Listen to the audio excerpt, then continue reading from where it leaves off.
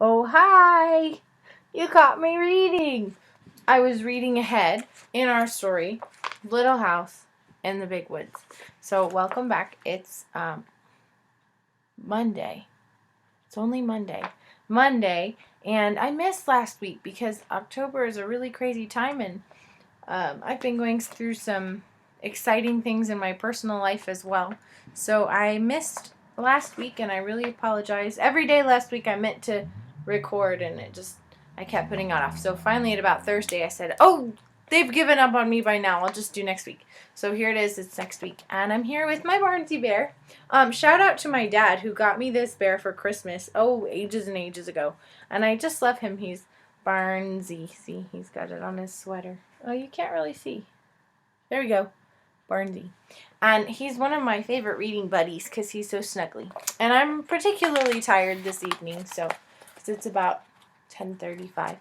So I wanted a cuddle friend for today. So chapter 3 is called The Long Rifle. So remember we talked about how a long time ago, when they were living in the middle of the big woods, there were no policemen around. There was no HEB to go get groceries, so a gun was a big part of the life of a pioneer, both for protection against wild animals or against people who weren't very nice, or to hunt food. So this chapter is about a story of Pa's that involves the long rifle. So here's a picture of it. And see, hanging from it, that's the powder horn. It's actually a real horn. Well, obviously this is a drawing of the real horn, but they used to use a real horn from a sheep or a goat or something, and they would fill it with gunpowder, and that would keep it nice and dry. And then this little pouch underneath has, I think, bullets in it, and also probably a flint for striking. I don't know. Let's find out. Let's see if they say. Early evening, before he began to tell stories, Pa made the bullets for his next day's hunting. Laura and Mary helped him. They brought the long-handled spoon and the box full of bits of lead and the bullet mold. Then, while he squatted on the hearth and made the bullets, they sat one on each side of him and watched. First, he melted the bits of lead in the big spoon held in the coals. When the lead was melted, so lead is a kind of metal. I don't know if you know that. Lead is, we don't really use it anymore because it's poisonous. So if you're around a lot of lead, you get all sorts of unpleasant things happening to your body. So it's really not good. But they used to have lead in all kinds of things like pipes and paint and things like that because it was very useful in a short amount of time. And so he's making bullets out of lead. But nowadays we don't do that because, again, poisonous. Not good. Okay. So when the lead was melted, he poured it carefully from the spoon into the little hole in the bullet mold. He waited a minute, then he opened the mold, and out dropped a bright new bullet onto the hearth. The bullet was too hot to touch, but it shone so temptingly that sometimes Laura or Mary could not help touching it. Then they burned their fingers. But they did not say anything, because Pa had told them never to touch a new bullet. If they burned their fingers, that was their own fault. They should have minded him. So they put their fingers in their mouths to cool them and watched Pa make more bullets. There would be a shining pile of them on the hearth before Pa stopped. He let them cool, then with his jackknife he trimmed off the little lumps left by the hole in the mold. So when you, the mold is, it's a ball and it has a hole in the top. So if you can picture, there's pouring the metal into the top. And then when he opens the mold, it comes apart in two pieces. There's a ball, but then there's the little top bit. And that, of course, would get stuck in the gun if he was to shoot it. So he has to take it off. So he uses his knife to just, kind of smooth that off. Lead is very soft. Sort of like, well, not quite as soft as tin foil, but you know how you can scratch some things that are made of metal, like with your finger? So lead is soft, and you can scratch it off with your pocket knife, I guess. Oh, where were we? He trimmed off the little lumps left by the hole in the mold. He gathered up the tiny shavings of lead and saved them carefully to melt again the next time he made bullets. So they never really waste anything in this story. The finished bullets he put into his bullet pouch. This was a little bag which Ma had made beautifully of buckskin from a buck that Pa had shot. A buck is a deer. It's a male deer. After the bullets were made, Pa would take his gun down from the wall and clean it. Out in the snowy woods all day, it might have gathered a little dampness, and the inside of the barrel was sure to be dirty from powder smoke. So Pa would take the ramrod from its place under the gun barrel and fasten a piece of clean cloth on its end. He stood the butt of the gun in a pan on the hearth and poured boiling water from a tea kettle into the gun barrel. Then quickly he dropped the ramrod in and rubbed it up and down, while the hot water blackened with powder smoke spurted out through the little hole on which the cap was placed when the gun was loaded. Pa kept pouring in more water and washing the gun barrel with the cloth on the ramrod until the water ran out clear. Then the gun was clean. The water must always be boiling so the heated steel would dry instantly. Otherwise, if you've got water around in your metal gun, it's going to rust and then it won't work correctly. That would be bad. Then Pa put a clean greased rag on the ramrod. And so a ramrod is, I'm sorry, I keep stopping to explain all these words, but I'm not sure how many of them you understand. So the ramrod is a long piece of metal, and on the gun, it's stored underneath the barrel. So there's this part where the bullet comes out, and then right underneath is the ramrod. And it's basically like, if any of you remember your recorder that you got in class, there was a little stick that came in it, and I took them away from you. Which it's sort of like a ramrod. You put a cloth at the end, and you jam it into the recorder and pull it back out, and it gets all the moisture out.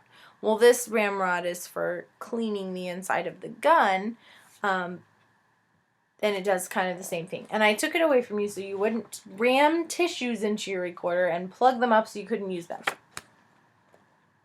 So there. Okay, so we had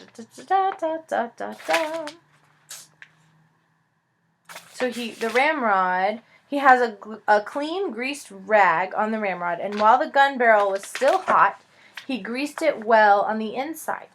With another clean greased cloth, he rubbed it all over outside until every bit of it was oiled and sleek. After that, he rubbed and polished the gun stock until the wood of it was bright and shining too.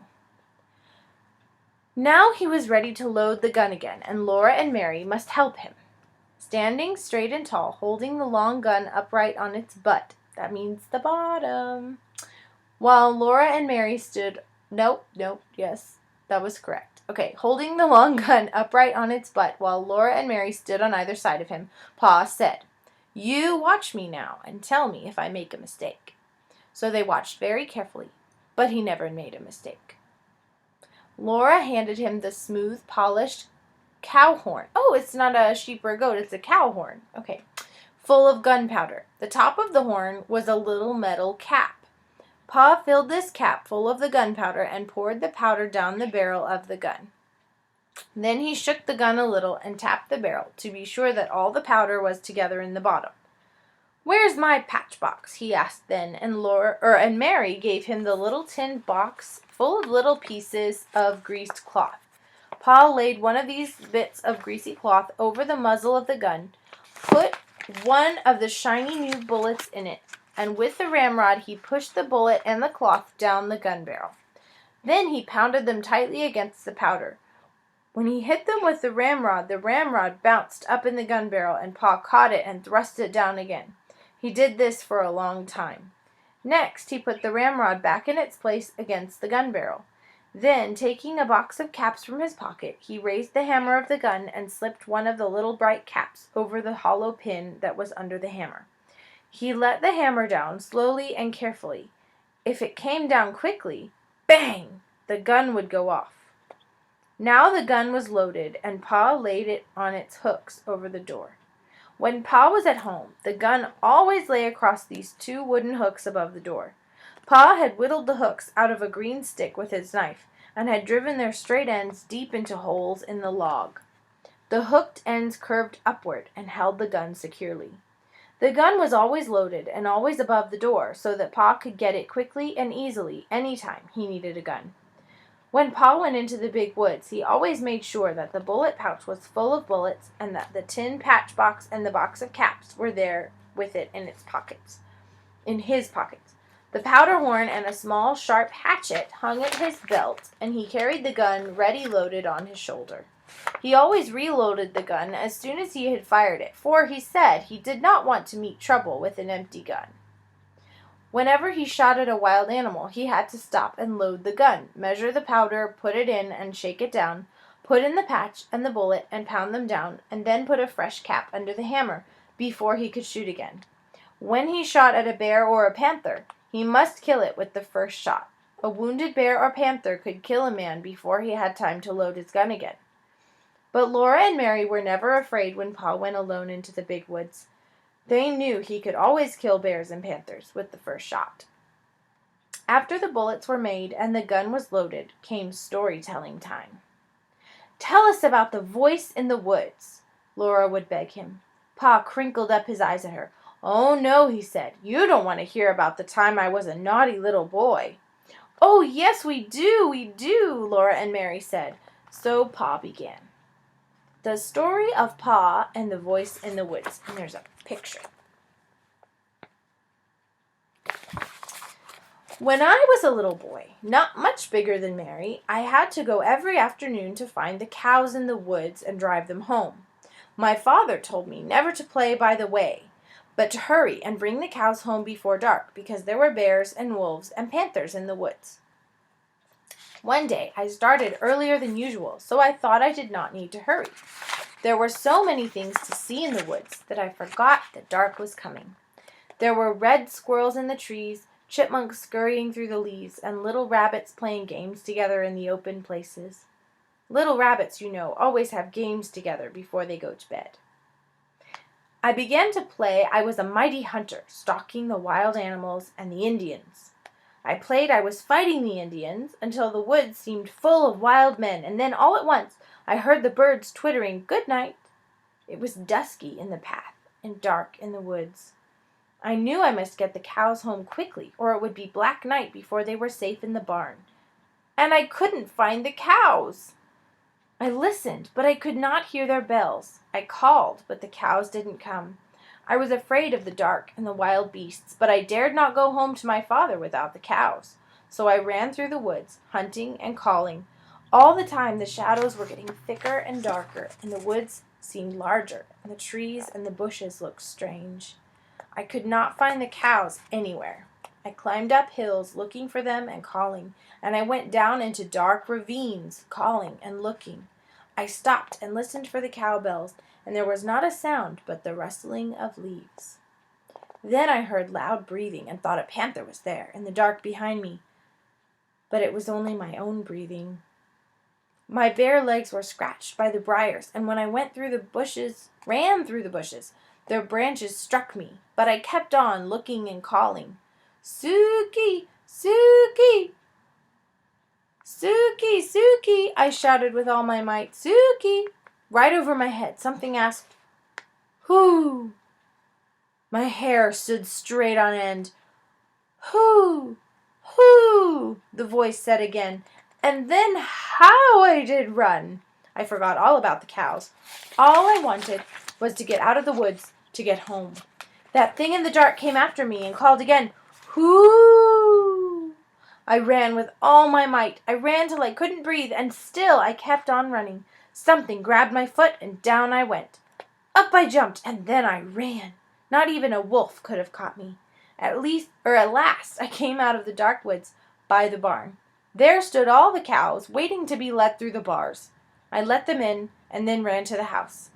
My father looked up and said, "Young man, what makes you so late? Been playing by the way?"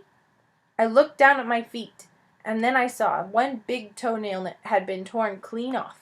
I had been so scared that I had not felt it hurt till that minute. Pa always stopped telling the story here and waited until Laura said, "Go on, Pa, please go on." This is the part that's PG, friends.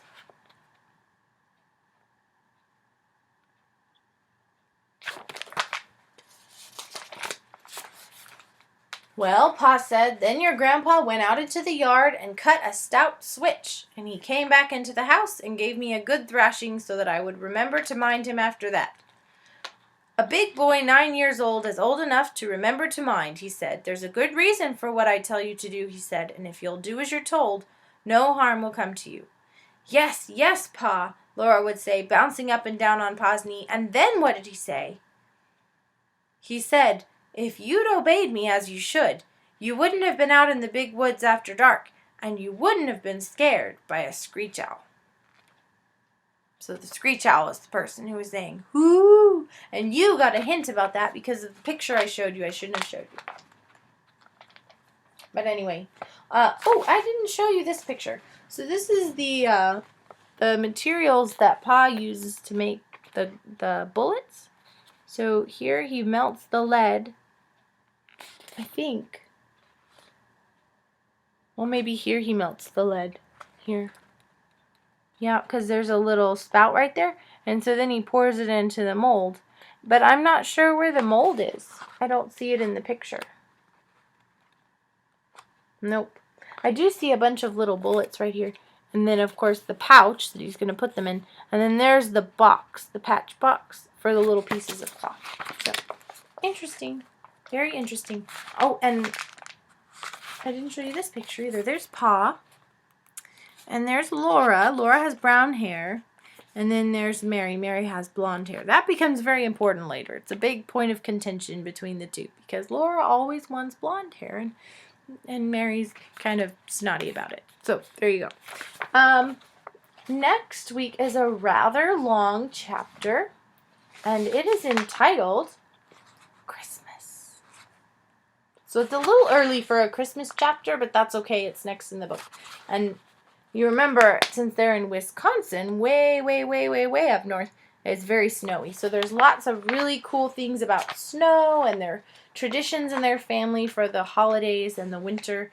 And they get to go see their family, and it's all very fun. So, and making Christmas candy is one of my favorite parts of this book, too. So, I'm looking forward to next week, and hopefully I will be less sleepy.